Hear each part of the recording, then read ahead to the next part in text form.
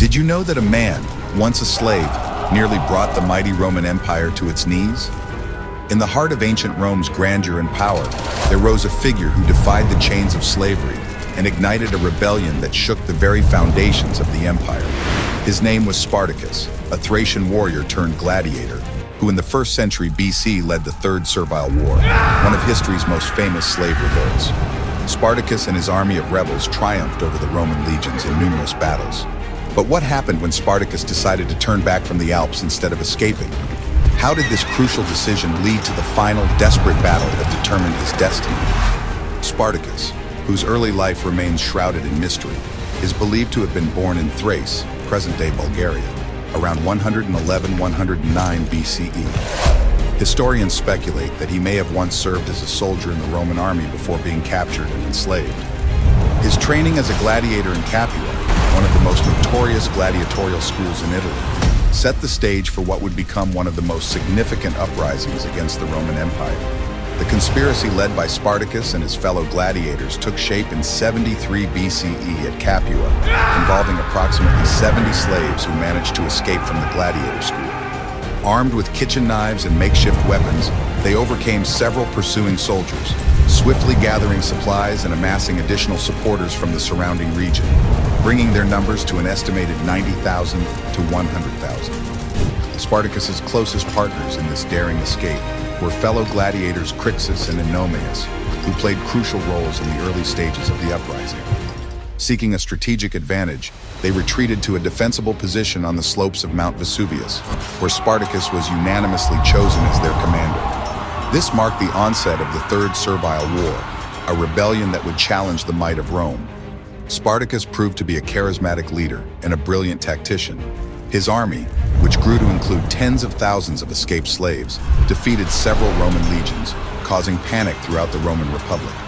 Spartacus's strategy focused on mobility and the element of surprise, exploiting the weaknesses of the Roman military. Under his leadership, the rebel army achieved significant victories, including defeating 2 consular armies. This demonstrated the serious challenge they posed to Roman authority. Spartacus's ultimate goal remains debated among historians. Some suggest he aimed to march on Rome itself, while others believe he sought to disperse his followers to their homes or to safer lands. In late 73 BCE, the Roman government sent Praetor Gaius Claudius Glaber to quell the rebellion. Commanding a hastily assembled force of about 3,000, Glaber attempted to encircle the rebels on Mount Vesuvius. However, he underestimated Spartacus and his followers, who descended the mountain using ropes to surprise and defeat the Roman troops. This victory boosted the morale of Spartacus's forces and led to the recruitment of additional followers. The situation for Rome reached a critical point in 72 BCE, when the Senate, alarmed by the consecutive defeats, dispatched 2 consular armies led by Lucius Gellius and Gnaeus Cornelius Lentulus Clodianus.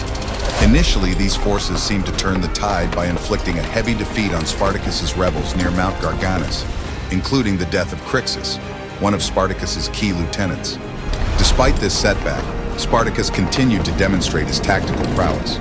According to Appian, after Crixus's death, Spartacus avenged his fallen comrade by executing 300 Roman prisoners, following a victory over Lentulus's troops.